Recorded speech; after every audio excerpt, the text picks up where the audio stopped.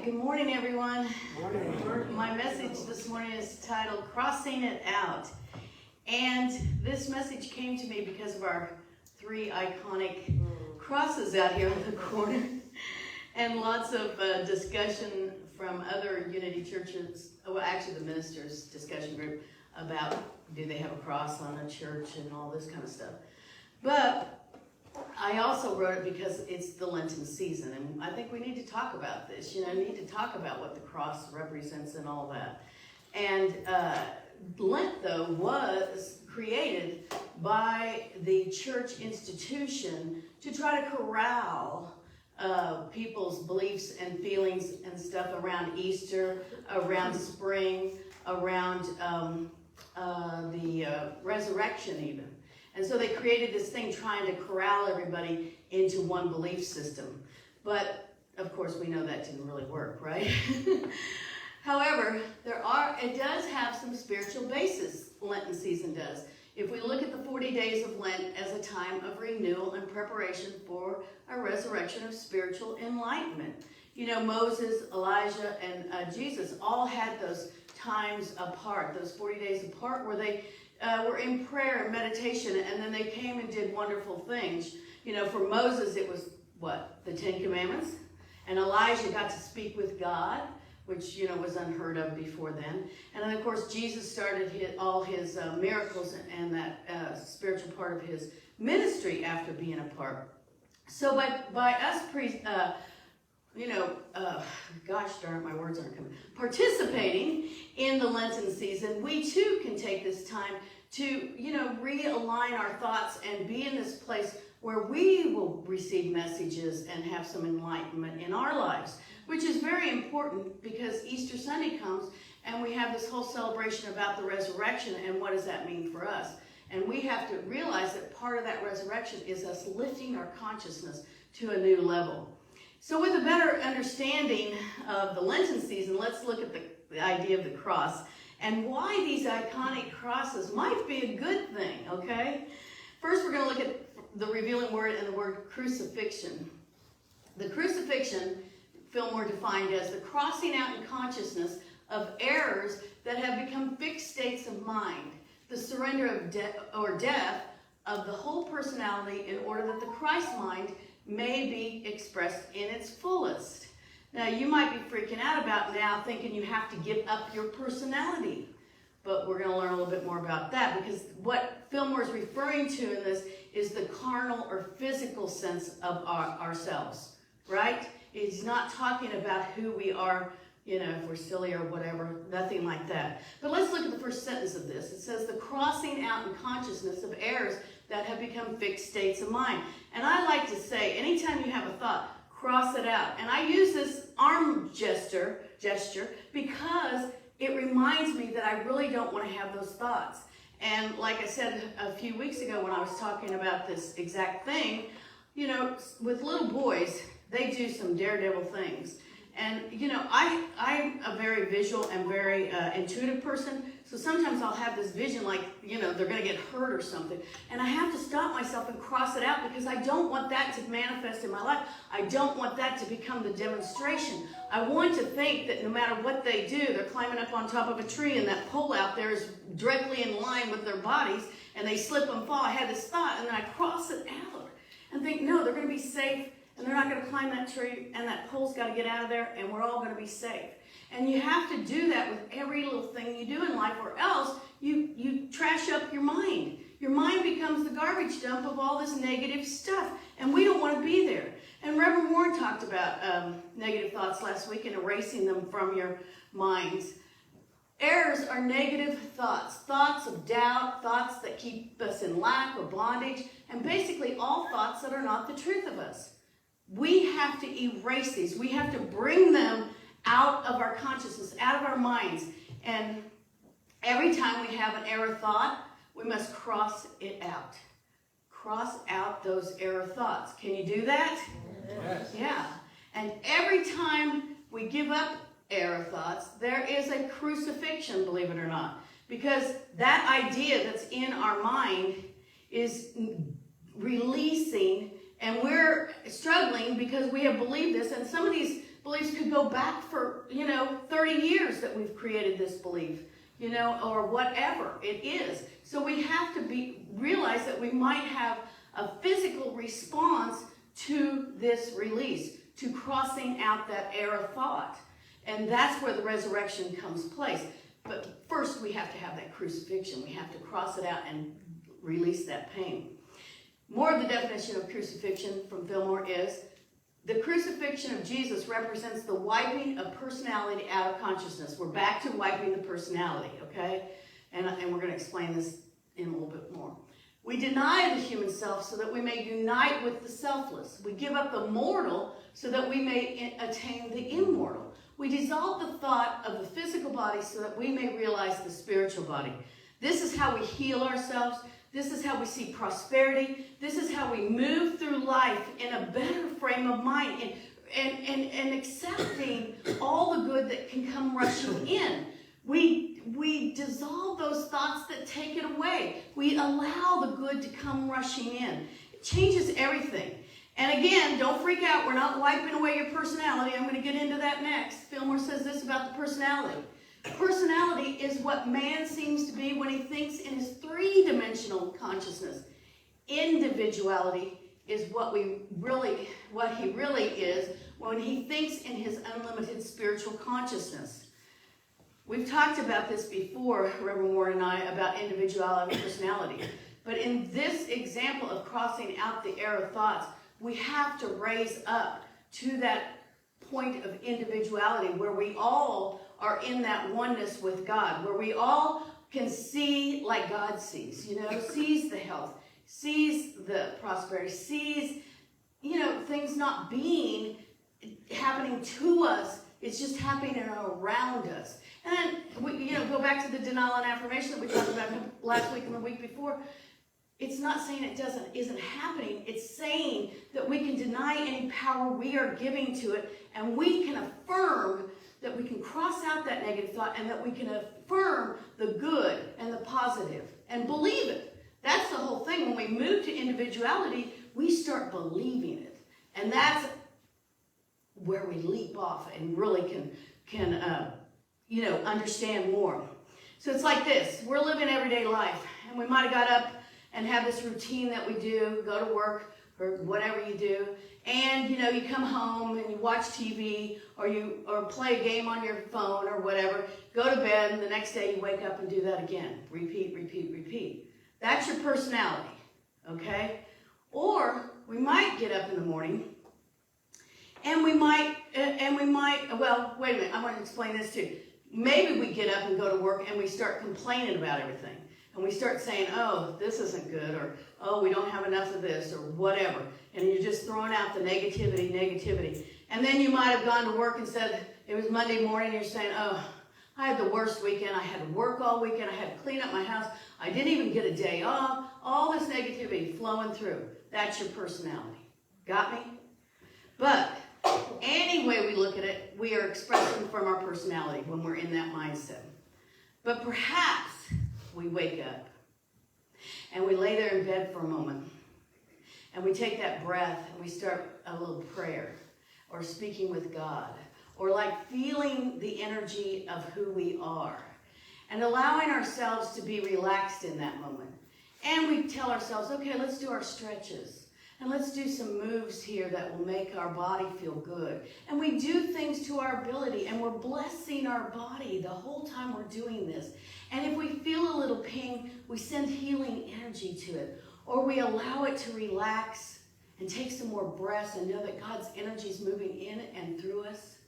And then we get up, and we go to the kitchen, and we fix ourselves this lovely little breakfast as we bless everybody who has brought this food to us. The farmers, the dairy guy, whoever it is, and the grocery store people. And we're blessing them as we're making our breakfast.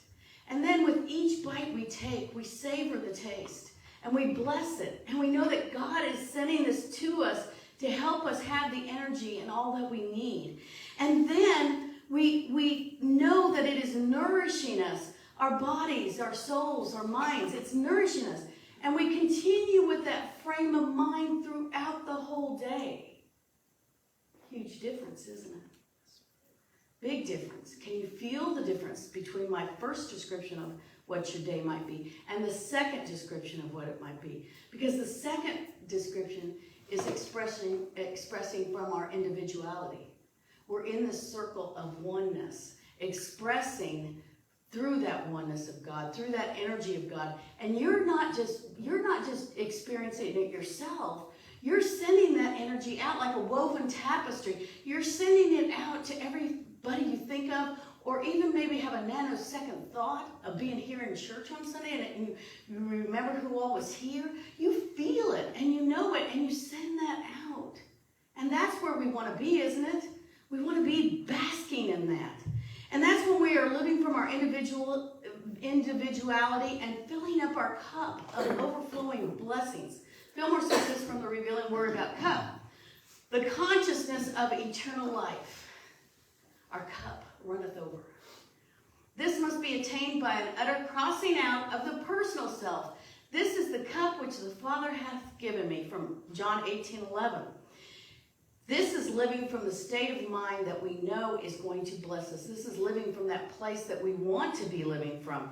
It brings forth a pleasant and fulfilling feeling within us, and it crosses out anything, and we can face the truth of us. We can know the truth of us. We don't have to doubt the truth of us. We don't have to doubt that we are prosperous, that we are healthy. We know it, and we can go forth with that. Big switch. Because we cross out anything that's less than. If we could go back and cross out any states of mind that have become fixed in our brains, we would change so much about who we are, wouldn't we? Mm-hmm. If we got rid of all that garbage, just dumped it. I mean, you're going to feel so wonderful. We would no longer think we aren't smart enough or pretty enough or strong enough or kind enough. We would know that we are intelligence, beauty, strength, and love and expression every moment of the day. Somebody might think you have a big head, but no, it's who we are. You can say, no, I don't have a big head. I know the truth, and I know the truth for you too, and I want to share that with you, because that is huge. If you can share your truth and know this, and you share it with somebody else, you're weaving that energy to reach out beyond yourself. And isn't that what we're here to do? Jesus did this. See, Jesus did this. Anyway, we do this by surrendering those pieces of personality that have been damaged by error thinking. Yes. Don't you want that? Yeah. You want to fix that. You don't want to stay in that state of mind. As the truth Christ's self emerges, personality decreases. The real self, the individuality, begins to express. Christ must increase, but I must decrease. That's what when Jesus said that to his disciples in John 3:30, that's what he's talking about. Me as a person, Jesus as a person who, a lot of churches worship now, he was not wanting that for himself. He was wanting to be our way shower, that we too can be that energy. We too can be that powerful. We too can have that experience. And so that leads us back to Jesus on the cross, believe it or not. And Fillmore explains the cross like this. The cross is not a burden as commonly understood, but a symbol of the forces in man adjusted in their right relation. Are you figuring that one out? Yeah, it sounds a little cuckoo, but when you cross out error thinking, then you are taking back the force or the strength that God has given you. And a symbol of the forces in man, when we cross out error thinking, we are saying that we have the strength, we have the power, we have all that we need to be that Christ self, to be that expression of the Christ self. What I am talking about, lifting our consciousness, being more than we can. Christ is the perfect, this will explain a little bit better. Christ is the perfect idea of God for man. Jesus is the perfect expression of the divine idea man. Okay, that's how Jesus got into being our way shower. Jesus Christ is a union of the two, the idea and the expression, or in other words, he is the perfect man demonstrated. So we know Jesus was expressing all the good that God had, because he was coming from his Christ self. We usually use that term, Christ self. Christ within. And that's what we strive for, right? We strive to live from those ideas and ideals that Jesus was showing us that we too can live from. And it's the idea from God, the idea, and then us expressing it. So we get the divine idea. We know the divine idea. We all study the divine ideas, just like these 12 powers of the divine ideas. Whatever it is, we know the idea, prosperity, whatever, whatever. We know it. It's a divine idea from God, and then we express it once we can come into alignment with that capital T truth. That's what this means. This is what we're trying to say. Think of the horizontal and the vertical pieces of a cross as the idea and expression. Now, they do it like this. We do it like this, okay? The idea and expression coming together to keep air from entering our beingness, while at the same time manifesting what we desire. So when we cross something out, we're taking the idea and the expression, and we're crossing out anything that isn't truth. We're saying that error thinking is not coming into me. Somebody might say something to us. It might even spark something, like I said, from 40 years ago. And you'll think, God, why am I reacting to what they said? Yeah, we need to cross it out. We need to cross it out. We need to go back to the divine idea of who we are, perfect child of God, and cross it out, and then put into expression that perfect child of God. See? Easy? We might not think it's easy, but it is easy. Now, I do want to give you a little caveat here about the cross, because I know a lot of people in Unity that feel probably the same way I used to feel, where the cross is not something that we need, right? And no, we don't have a cross up here. We don't need a cross up there, because we know we don't need a cross up there. But crossing out error thinking is important. And, I was raised in the Catholic Church, and I went to Catholic school for a number of years, and they used to put those crucifixion crosses everywhere. They still do. They even had one in the gym, in your classroom. Looking at those things, which I call bloody Jesus, I never enjoyed that. And I think if Jesus was alive today, he would be appalled that they have those everywhere with him on the cross. I don't think anybody in their right mind would want their picture of who they are to be that picture of him on the cross, being all bloody. Do you? No. I mean, I wouldn't want, that'd be like bad PR for me. Yeah. I wouldn't enjoy it one bit. And, that's what I had to think about. But when I got into Unity and I found out what their interpretation of the cross is and what Fillmore says about the cross, then I was like, okay, I'm not so freaked out about it. Now, do I want to see any bloody Jesus crosses? No, I don't want to see that. I think that's horrible. But the cross does not offend me anymore, because I have a clearer understanding of what it can mean for me. Crossing out error, a girlfriend of mine gave me for my graduation from seminar. You guys all know my BFF from high school that's in Wichita.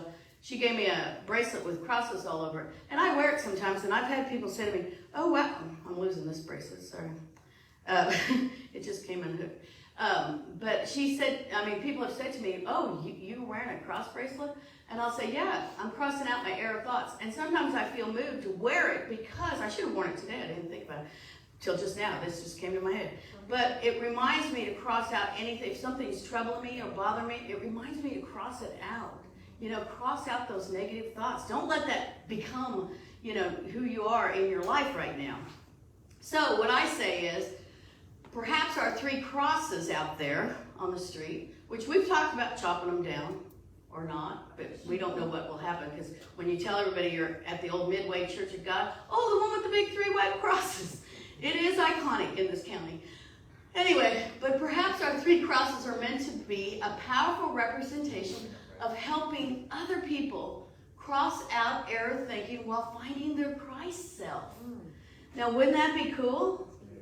Wouldn't that be cool if every time we look at those, we know that we're sending out that energy for other people to cross out anything negative? And here's what I say about the 3 of them.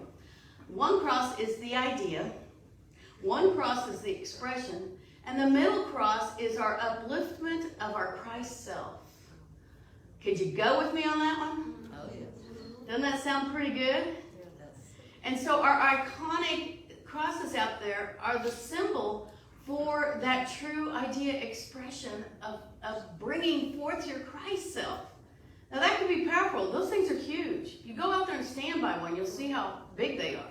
You know, Warren goes out there and chainsaw shops one down, you'll hear the boom all over the county, I'm sure. But we don't know what we're going to do yet. But, you know, there is this symbolism and metaphysical interpretation around the cross too, and the crucifixion. You know, the crucifixion happened on Good Friday, and it took place at the garbage dump at a place called Golgotha. Everybody know that one? Maybe not. Maybe you never heard it. But it was a dump. It was actually a dump where they took their trash and they crucified people out there. Or if somebody died or they killed somebody that was not a good person to their standards, they would take them there and bury them there because the wild animals used to go there and eat the carcasses even. And so it was truly a dump. Well, so it's kind of a good metaphor, though, too, for us getting rid of our error thinking, because we cross out that error thinking and we can throw it in the dump. Get it? We're crucifying the thoughts. Golgotha means the place of the skull. Now, I hope you can see it. See how it looks like a skull? So the side of that hill actually does look that way. It's a tourist attraction now, of course.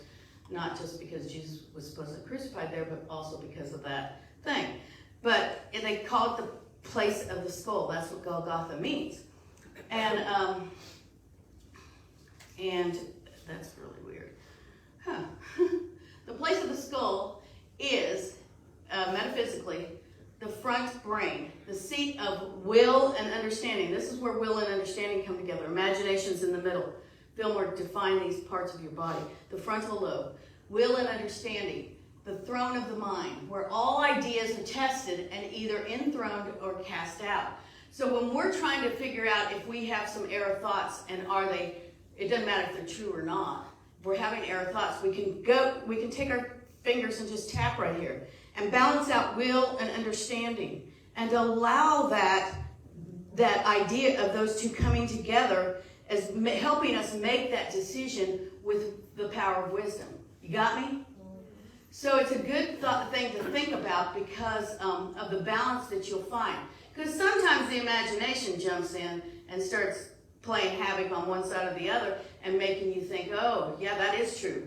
You know, maybe I am too fat. Maybe I am not cute enough or whatever the thing is. And all we have to do is tap, find the balance, and say, that's not the truth of us. The truth of us is we are a child of God, perfect just the way we are, right? I mean, you can't be a child of God and not be perfect. So here's some more of Fillmore's definition of the crucifixion. In the crucifixion of Jesus, both Pilate and the Jews, so Pilate and the Jews were the intellect and the ruling spiritual ideas of what they thought was spiritual, unite in casting out the claim that man is the son of God. So that's what their whole thing was. They were trying to make their own little crossing out, saying that we aren't children of God. We know that's not true. We're all children of God. Jesus was a child of God. Everybody was a child of God, but they didn't want us to have that power. Although Jesus, representing the spiritual man, was not allowed to establish his conscious rule in the front brain, he left a great unified doctrine of truth, represented by the seamless garment that the soldiers found they could not separate. I love this because everybody always talks about the seamless garment and how he had to be rich or how he had to be gifted this expensive clothing. But when you think about it being the idea of the soldiers could not separate the idea of the Christ self and the human self. It was all one. Get it? Which also represents the oneness of all of us with God. If you think about it, a seamless garment has no separation. So we are not separated from each other or from God.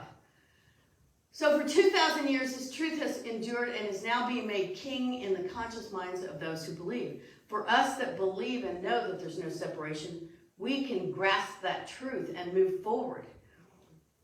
Before man, the Son of God, or the Christ within, is enthroned, before we're elevated spiritually, The tables must be turned. The intellect and the pseudo-spiritual must be crucified, and the great I am elevated to the high place.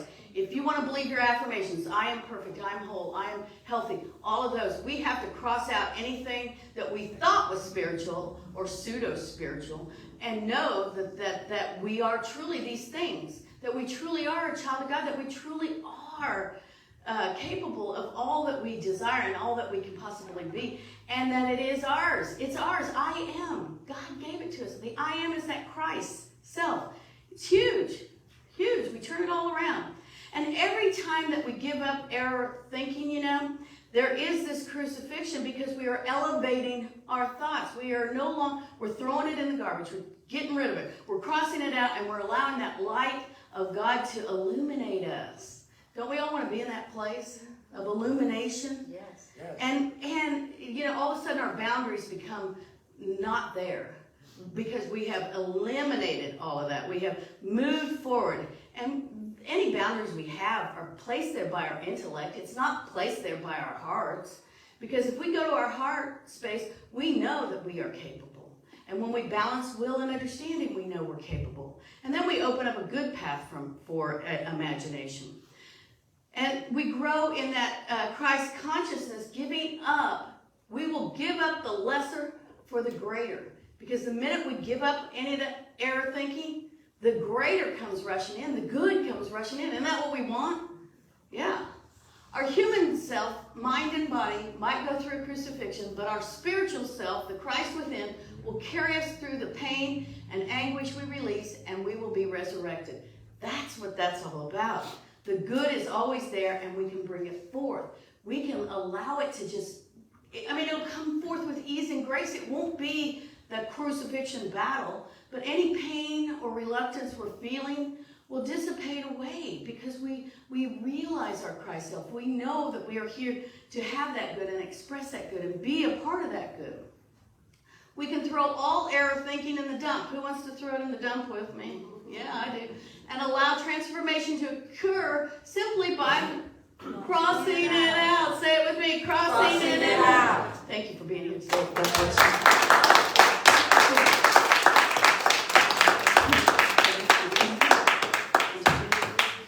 So this song came on the radio this week when I was thinking about this message. I had it done last week, but I was just driving in the car thinking about it, and then it came on. And I said, I'm going to use that for the song. I hope you guys enjoyed it as much as I did. We might need to do the volume. Oh, you got it. Okay. We Are the World. You guys like it? Mm-hmm. Good. Because it's about the oneness.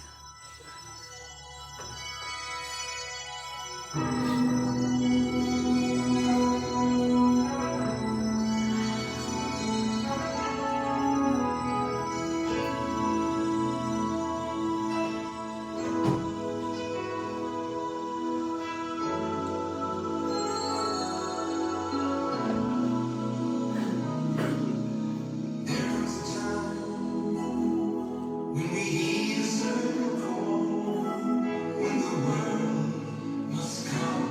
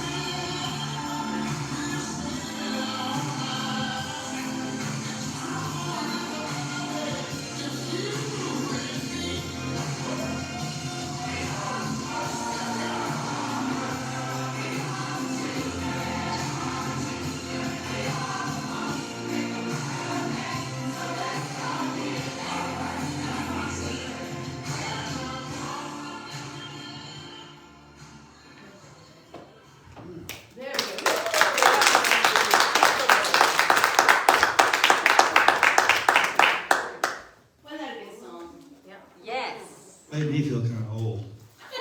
All those baby faces up there. I know, they're all so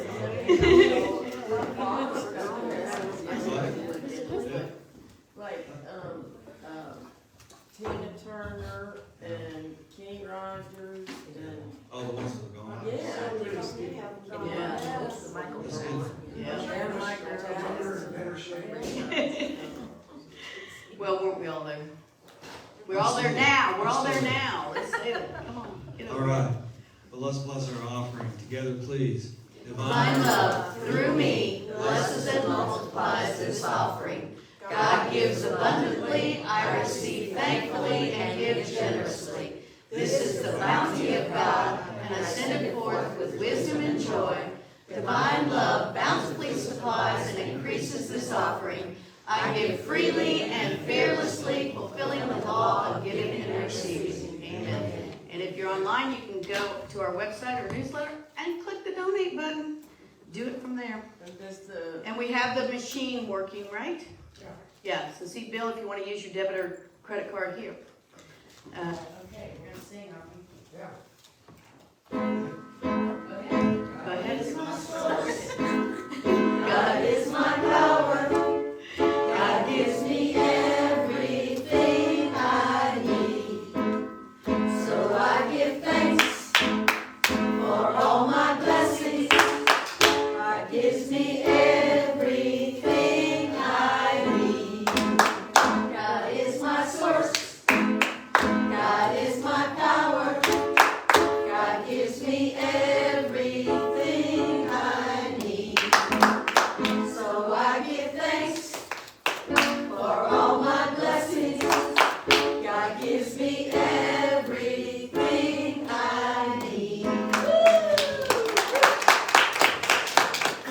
So we just take a moment to bless all the financial gifts, but more importantly, we bless each and every one of you, knowing that you are going to go out and spread the love and light of God throughout your life, throughout yourself also, and throughout the whole community of Rockdale and beyond. So as we go out for this week, we know that God is with us. We're never alone, and we are grateful, and so it is. Amen. Amen.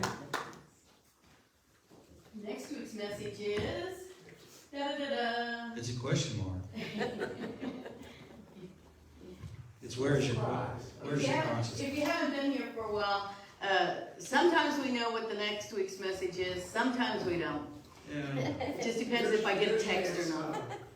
The Oh, it's question- always me that if it's not up there, it's me. Oh, yeah. So, there's no way. That's why I said if the next week. So yeah. I don't know what the title yet. Okay. Anyway, that's okay. You don't Well, have actually, that way you know that it's all new. So it's not. It's always new. Yeah, it is always new. Yep.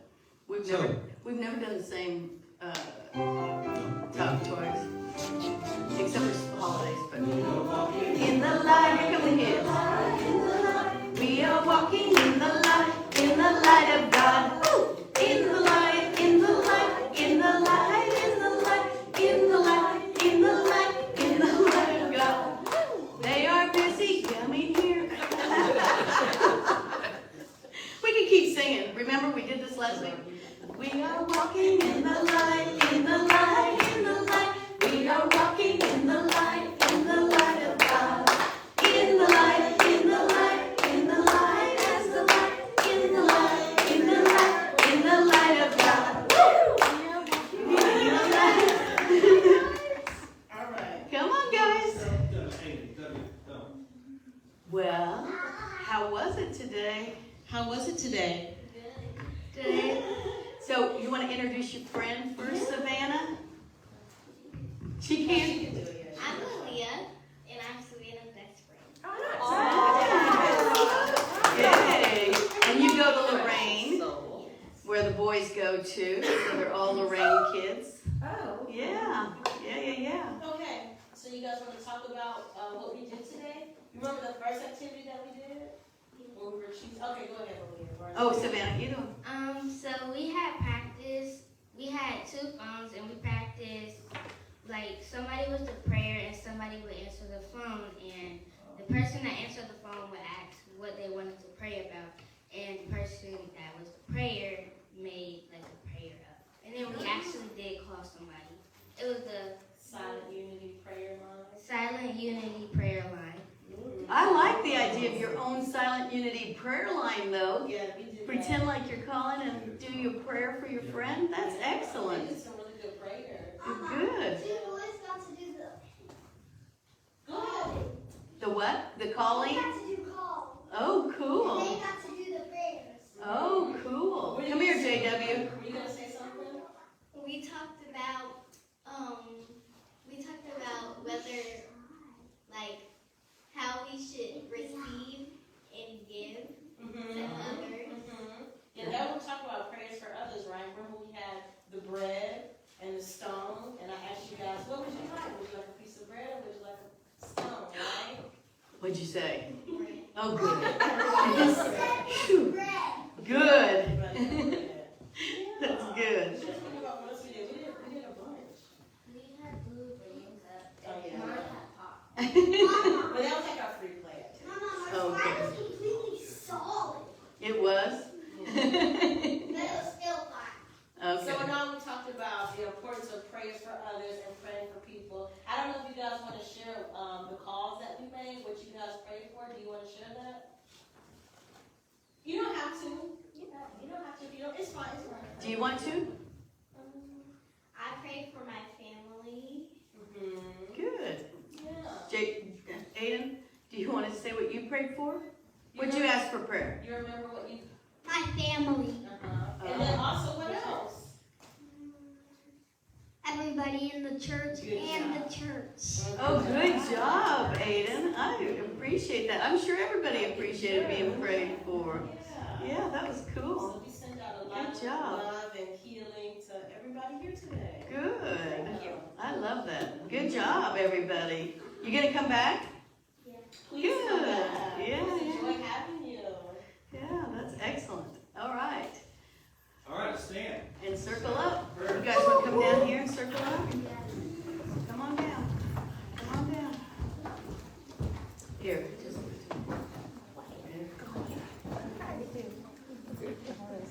Okay, you guys might have to push that way a little bit. It's Jason. Here, I'll go. Here. Hey, Aiden, go with him. Here we go. Okay. You girls are on the camera. The light of God surrounds us. The love of God enfolds us. The power of God protects us. The presence of God watches over us. Wherever we are, God is, and all is well. Amen. Good job. Oops. The prayer of faith. God is my help in every need. God does my every hunger feed. God walks beside me, guides my way through every moment, night and day. I now am wise, I now am true, patient, kind, and loving too. All things I am can do and be through Christ the truth that lives in me. God is my health, I can't be sick. God is my strength, unfailing quick. God is my all, I know no fear, since God and love and truth are here. Amen. Now we sing.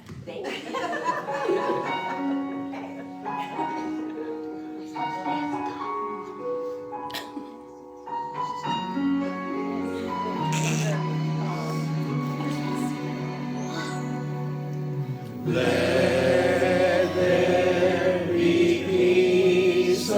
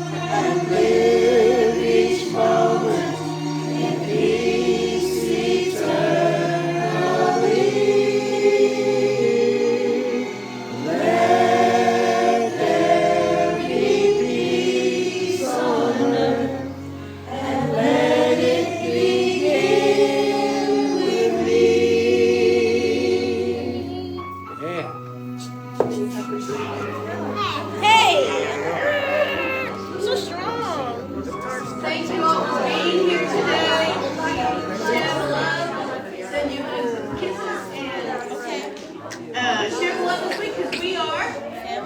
Miss you all. Oh, I missed you too.